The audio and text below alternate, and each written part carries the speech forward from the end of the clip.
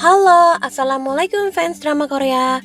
Pada kesempatan kali ini aku bakalan sharing kira-kira gimana sih cara biar kita lulus ujian CPNS. Berhubung aku sudah menjadi salah seorang CPNS, di sini aku bakalan kasih tips dan triks lulus ujian CPNS tahun 2021 versi fans drama Korea.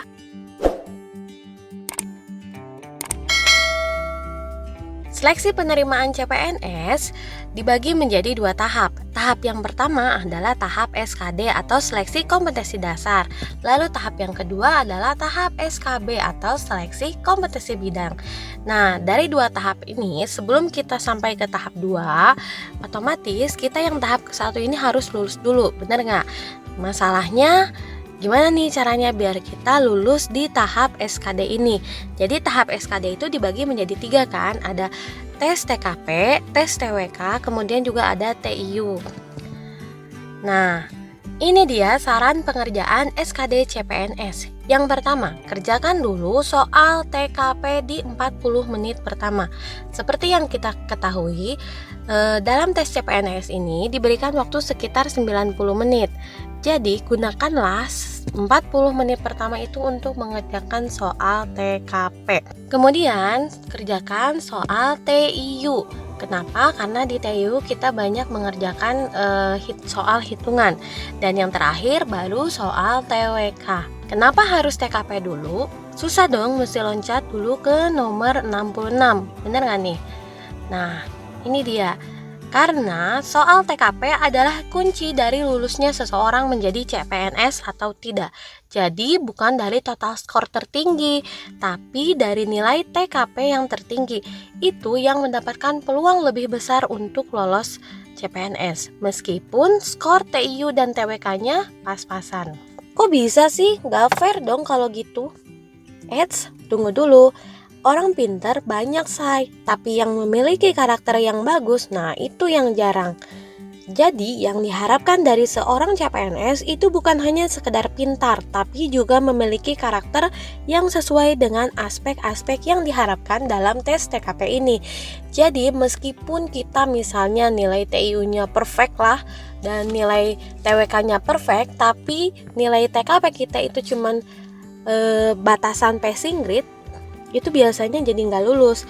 Makanya itulah kenapa banyak teman-teman yang ngerasa nilainya tinggi tapi kok bisa nggak lulus seleksi selanjutnya.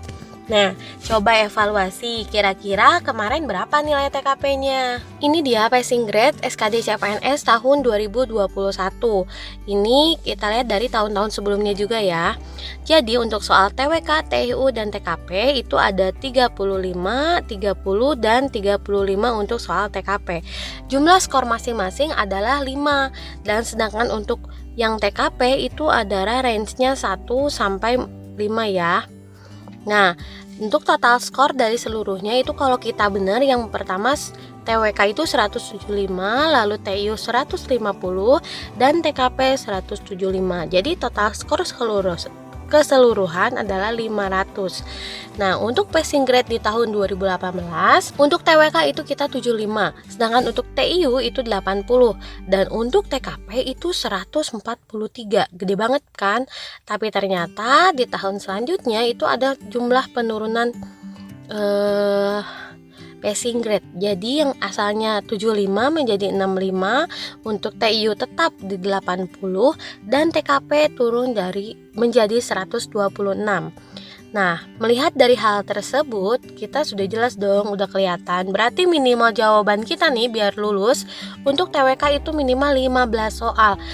Untuk TIU itu minimal 16 soal. Untuk TKP itu minimal 28,6 soal.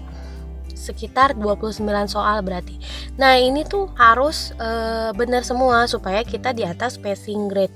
Jadi dari sini kelihatan kan kalau misalnya TKP itu yang paling tinggi, sekitar 82% dari jumlah total keseluruhan. Nah, itu kenapa tes TKP itu yang paling penting. Jadi meskipun kelihatannya gampang, tapi justru itu semua pertanyaannya yang menjebak dan yang berfungsi membaca karakter peserta ujian. Jadi harus gimana dong? Yang pertama, kenali dulu apa itu tes TKP. Yang kedua, kemudian konsep apa saja yang sebenarnya diincar dari setiap soal yang disajikan di tes TKP ini. Jadi kita harus tahu nih, esensi soal ini tuh mengarah ke aspek apa. Lalu yang ketiga, pelajari aspek-aspek yang terkandung di dalam tes TKP dan praktekkan dalam kehidupan sehari-hari. Jadi tes TKP itu bukan hanya sekedar hafalan, tapi kita juga harus bisa mempraktekannya. Kenapa? Karena kalau kita mempraktekannya, pada saat kita mengerjakan soal, kita akan lebih mudah untuk mengetahui kira-kira ini tuh soal ini tuh mengarah ke aspek yang mana. Kemudian, apa itu tes TKP? Tes TKP termasuk di dalamnya adalah tes skala kematangan yang merupakan suatu tes psikologi untuk mengukur tingkat kedewasaan dan kematangan seseorang dalam bertindak dan bersikap menghadapi situasi tertentu. Materi tes yang diujikan dalam ujian CPNS itu pada umumnya menekankan pada aspek-aspek kedewasaan tertentu yang dibutuhkan oleh seorang PNS. Nah, ini tujuan tes TKP biasanya adalah untuk menilai yang pertama integritas diri, kemudian semangat berprestasi, kreativitas dan inovasi, orientasi pada pelayanan, orientasi kepada orang lain, kemampuan beradaptasi, kemampuan mengendalikan diri, kemampuan bekerja mandiri dan tuntas, kemampuan dan kemauan belajar berkelanjutan, kemampuan bekerja sama dalam kelompok, dan kemampuan menggerakkan dan mengkoordinir orang lain. Jadi itu tujuan dari tes TKP itu adalah untuk melihat apakah kita memiliki 11 aspek ini. Bayang dong kalau kita punya 11 aspek ini, kita perfect banget, iya nggak sih? Padahal yang kita tahu kan ya manusia kan nggak ada yang perfect. Nah, jadi kita harus punya strategi nih untuk menghadapi tes TKP ini. Yang pertama, kerjakan soal-soal TKP secara jujur ya, sesuai dengan kepribadian kita. Dan yang perlu diketahui bahwa pada TKP ada beberapa soal yang muncul biasanya berulang-ulang. Hal ini bertujuan untuk menguji tingkat kejujuran dan kekonsistenan kita. Tapi, ada tapinya nih. Karena terlalu jujur juga dalam mengerjakan TKP kadang membuat kita mendapatkan skor yang kecil, ya kan? Bener nggak? Kecuali kalau kita memang memiliki aspek-aspek yang diharapkan di dalam tes TKP ini. Jadi ibaratnya kita tuh perfect banget gitu loh. Jadi, nah untuk memiliki karakter-karakter tersebut, nah kita juga harus bisa membiasakan diri dan mempraktekannya pada apa yang diharapkan melalui tes TKP ini. Ini adalah yang diharapkan dan yang dinilai dari tes TKP. Yang pertama itu harus bertanggung jawab, kemudian berintegritas, bisa bersikap jujur, memiliki pengendalian diri, tidak mudah marah, memiliki kepedulian lingkungan, serta punya semangat dan berprestasi. Bukan punya semangat dan berprestasi ya, punya semangat untuk berprestasi, kemudian mampu beradaptasi dengan situasi dan teman baru, tegas, percaya diri, fokus, punya inisiatif, tekun, kreatif, menghargai orang lain, bertoleransi terhadap orang lain, efisiensi dalam melaksanakan tugas. Nah, itu tadi yang diharapkan dan yang bisa dinilai dari tes TKP. Nah, ini dia aspek-aspek yang berada di tes TKP. Yang pertama adalah aspek integritas, aspek kejujuran, aspek tanggung jawab, kemampuan beradaptasi, aspek pengendalian diri, aspek semangat berprestasi, aspek inisiatif, aspek ketekunan, aspek penghargaan terhadap orang lain, aspek ketegasan, aspek kepercayaan diri, aspek toleransi, aspek kepedulian lingkungan, dan aspek efisiensi cara kerja. Nah, ini saya akan ngasih contoh-contoh dari soal TKP. Yang pertama ini contoh soal TKP untuk aspek integritas. Kita kerjain bareng-bareng ya. Saya termasuk pegawai yang berprestasi di kantor saya. Suatu waktu, perusahaan saingan kantor saya menawarkan pekerjaan dengan gaji yang lebih besar dari yang saya terima di perusahaan ini. Saya akan Ingat ya, di dalam soal TKP yang kita incer itu adalah nilai yang poinnya 5. Jadi percuma kalau kita dapat poin yang nilainya 3, 2, 1. Poin 4 pun kalau misalnya dalam 35 soal kita poinnya 4, itu kita yakin tidak akan lulus. Jadi yang kita kejar itu adalah kita poinnya 5 dan sedikit poin 4. Maksa banget kan? Ya harus maksa sih kalau pengen lulus. Nah, kita balik lagi ke soal ya. Berarti di sini jawabannya adalah, kita lihat yang A tanpa berpikir panjang segera mengambil tawaran tersebut. Jelas ini nggak mungkin. Yang B, menolak tawaran tersebut bagi saya menolak tawaran tersebut. Bagi saya uang bukan segalanya. Yang C, mempertimbangkan tawaran tersebut dengan keluarga. Yang D, memanfaatkan adanya tawaran untuk menerima kenaikan gaji. Yang E, melaporkan tindakan perusahaan. Yang di sini udah kelihatan dong yang mana nilainya 5 dan 4. Yang nilainya 5 adalah yang B. Kenapa? Karena kita punya integritas terhadap pekerjaan kita. Jadi kita pasti menolak tawaran tersebut karena menurut kita uang bukan segalanya. Meskipun kenyataannya mungkin tidak seperti itu. Next. Nah, ini contoh soal TKP aspek kejujuran. Sebagian rekan kerja pulang 1 jam lebih awal dari jadwal yang seharusnya. Bagaimana dengan Anda? A. Saya tidak melakukannya agar dinilai sebagai staf yang rajin oleh atasan. B. Saya tetap mengikuti aturan yang berlaku sehingga tetap pulang sesuai jadwal. C. Karena banyak rekan kerja yang melakukannya, mungkin hal itu tidak menjadi masalah yang berarti. D. Demi kesetiakawanan, saya ikut melakukannya. E. Saya juga akan melakukannya karena banyak yang melakukannya. Nah, ini mau udah jelas banget ya. Yang pasti jawabannya yang bernilai poin 5 itu adalah yang B. Jadi, saya tetap mengikuti aturan yang berlaku sehingga tetap pulang sesuai dengan jadwal. Lalu, yang poin nomor 4 itu adalah yang A. Kenapa yang A? Karena dia tetap tidak melakukannya meskipun dia hanya ingin dinilai oleh atasannya. Tapi yang pasti dia tetap pulang sesuai dengan jam yang seharusnya. Kemudian pertanyaan nomor 3 tentang contoh soal TKP aspek tanggung jawab. Saat menerima pekerjaan besar, saya biasanya A. Senang dan berusaha menyelesaikannya dengan hasil yang memuaskan. B. Merasa malas dan menyelesaikannya asal-asalan, yang penting selesai. C. Takut tidak bisa maksimal menyelesaikan pekerjaan itu. D. Meminta bantuan teman untuk mengerjakannya. E. Menganggap itu sebagai pekerjaan biasa dan sepele. Ini mah gampang banget, udah kelihatan dong yang mana nilainya yang nomor 5, yang poinnya 5. Jadi yang poin 5 ya adalah yang A. Oke, ini contoh soal TKP aspek kemampuan untuk beradaptasi. Di lingkungan kerja yang baru, A. Saya akan berkenalan jika saya butuhkan bantuan. B. Saya menunggu rekan kerja yang ingin berkenalan. C. Saya perlu waktu untuk mengenal rekan-rekan kerja yang baru. D. Saya akan langsung akrab dengan rekan kerja yang baru. E. Saya senang sekali jika ada yang ingin berkenalan. Nah, jawabannya adalah yang D. Kenapa? Karena di sini kita bisa langsung akrab dengan rekan kerja baru kita di tempat yang baru. Lalu yang biasanya poin nomor 4 itu adalah yang E. Nah, ini. Kemudian pertanyaan selanjutnya untuk contoh soal TKP aspek pengendalian diri ya. Dalam suatu rapat perusahaan, pendapat saya ditolak oleh peserta rapat. Saya akan A. Berlapang dada menerima penolakan tersebut. B. Tidak terima dan langsung meninggalkan tempat rapat. C. Berusaha keras meyakinkan peserta rapat untuk menerima pendapat saya. D. Menghargai perbedaan pendapat yang terjadi. E.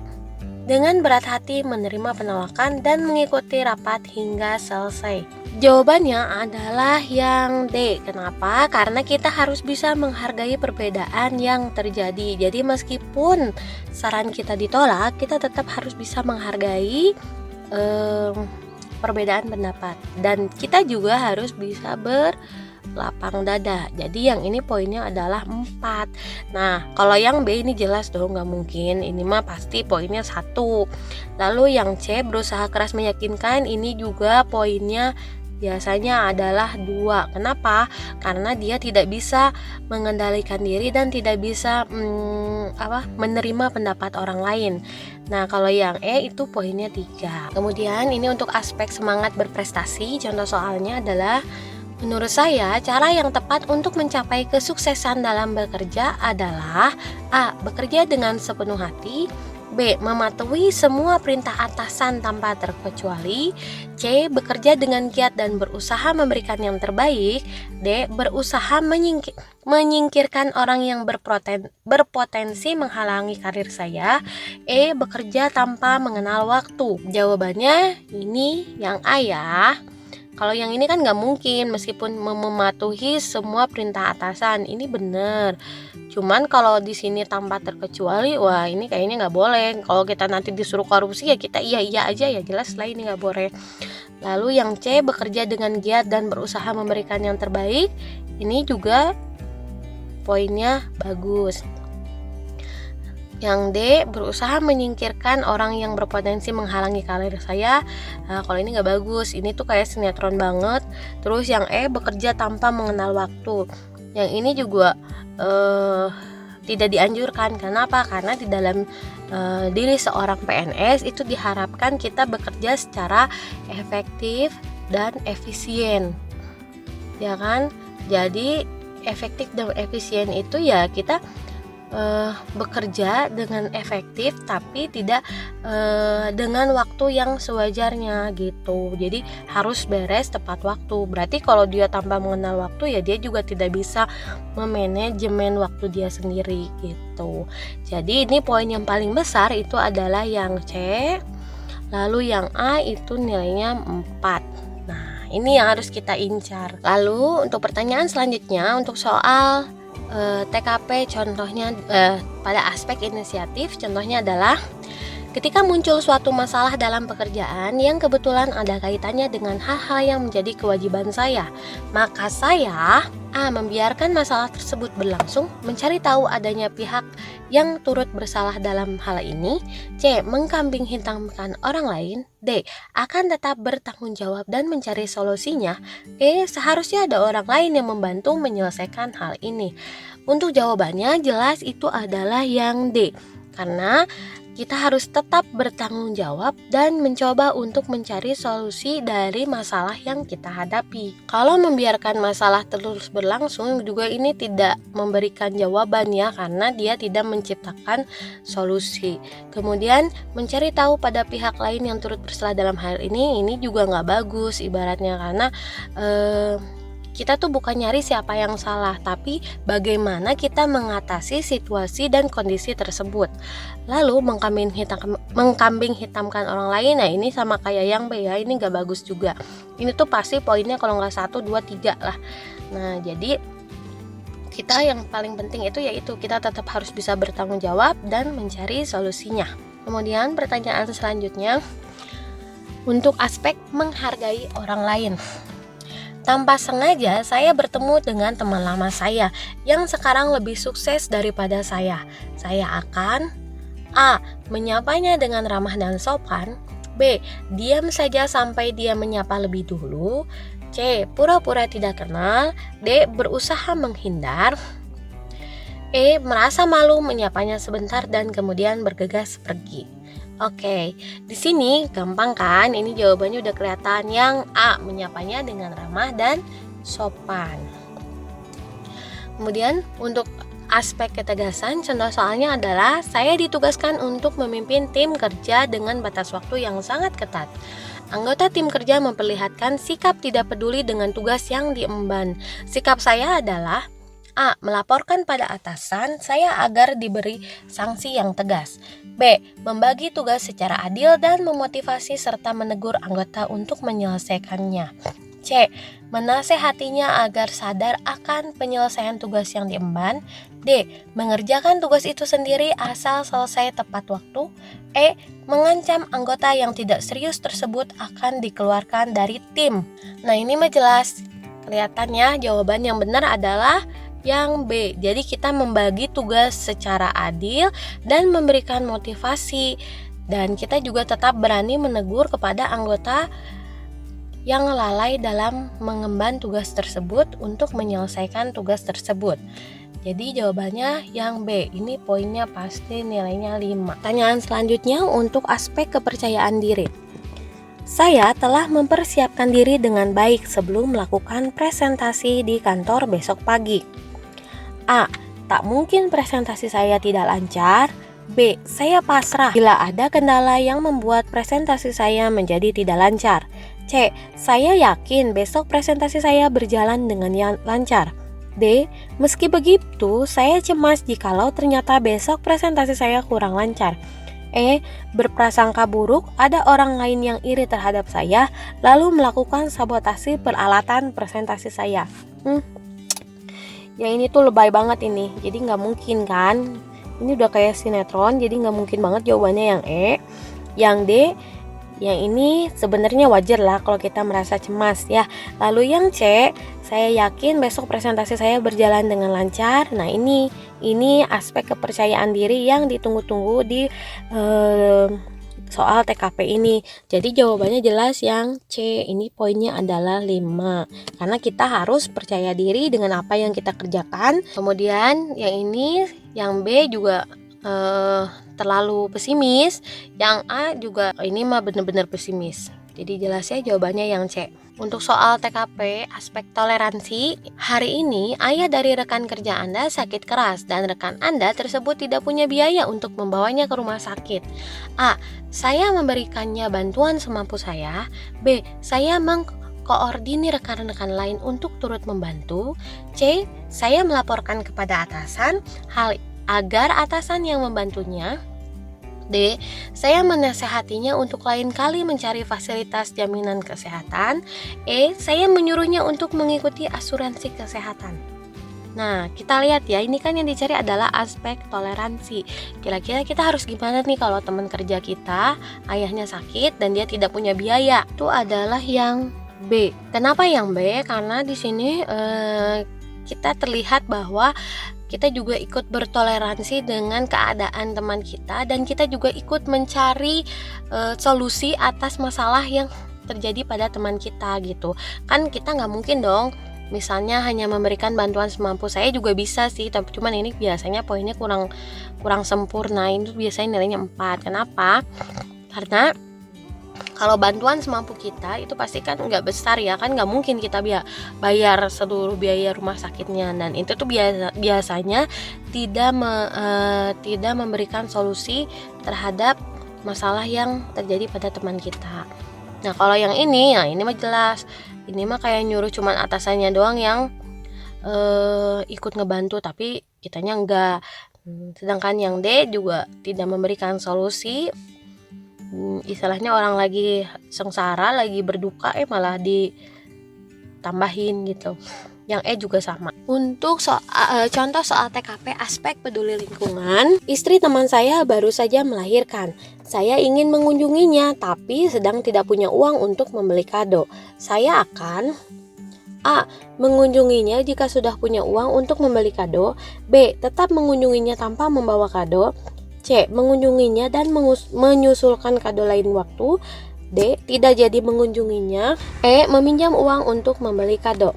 Jawabannya adalah yang C. Ini mah jelas ya, kita mengunjunginya dan menyusulkan kadonya lain waktu. Atau yang kedua tertinggi yang poinnya 4 itu adalah yang B. Kenapa? Karena kita tetap mengunjunginya meskipun kita tanpa membawa kado. Yang penting di sini adalah kita sudah peduli terhadap keadaan teman kita. Kadang dengan kehadiran kita saja itu sudah membantu semangat teman kita itu. Nah, kalau yang A, mengunjunginya jika sudah punya uang untuk membeli kado. Nah, ini tuh masih belum pasti. Gimana kalau kita punya uangnya 1 tahun ke depan, berarti kita ngunjunginya setelah anaknya usia 1 tahun, kan itu nggak mungkin ya. Lalu misalnya tidak jadi mengunjunginya. Nah yang ini juga nggak bagus ya, karena jadi gara-gara nggak bawa kado jadi akhirnya kita nggak peduli dengan lingkungan kita. Lalu yang E, meminjam uang untuk membeli kado, itu juga sedikit tidak disarankan sih. Istilahnya peduli terhadap lingkungan bukan berarti kita harus sampai meminjam tuh. Kecuali kalau kayak sekarang ya lagi corona kan kita nggak mungkin ngedatengin teman kita, nanti takutnya malah teman kita yang kena COVID gara-gara bayinya tuh ketemu sama kita orang dari luar gitu. Kemudian ini contoh soal TKP aspek efisiensi kerja. Setiap hari saya masuk kantor paling cepat dibandingkan dengan pegawai lainnya. Yang saya lakukan setelah tiba di kantor adalah A.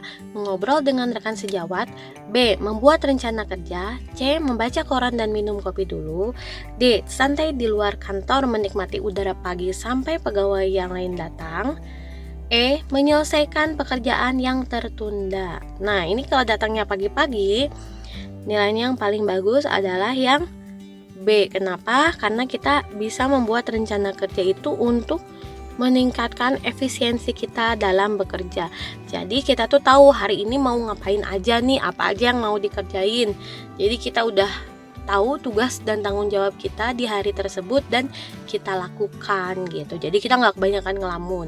Sedangkan kalau yang lainnya kan nggak mungkin. Ini kalau ngobrol dengan rekan sejawat juga malah nambah dosa ya, nanti jadi gibah gitu. Terus yang membaca koran dan minum kopi dulu juga ibaratnya kurang sih gitu. Nah yang D, santai di luar kantor menikmati udara pagi sampai dengan pegawai yang lain datang, juga pasti nilainya nggak akan 5. Yang E nya menyelesaikan pekerjaan yang tertunda kemarin, ini juga nggak mungkin 5. Kenapa? Berarti dia tidak efisiensi dalam bekerja karena tugas dia yang kemarin itu belum selesai. Nah itu dia tadi tips dan trik bagaimana untuk lulus ujian CPNS tahun 2021. Apabila teman-teman ada pertanyaan, teman-teman bisa langsung tulis saja di kolom komentar. Dan jangan lupa untuk subscribe, share, dan komen ya, supaya teman-teman gak ketinggalan video-video pembahasan selanjutnya. Terima kasih. Assalamualaikum.